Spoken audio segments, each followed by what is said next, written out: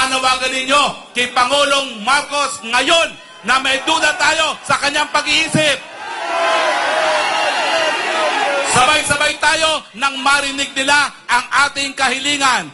Marcos! Marcos resign! Marcos resign! Marcos resign! Nagbata ka!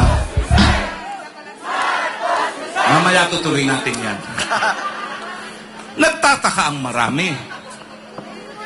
Bakit kaya pabalentong-balentong ang ating Pangulo? Nung una, ang sinabi niya, China ang pinaka-importante kong alyadong bansa. Matapos magpunta ng Estados Unidos, balentong kaaway ang China. Ano ba ang interes niya sa Amerika?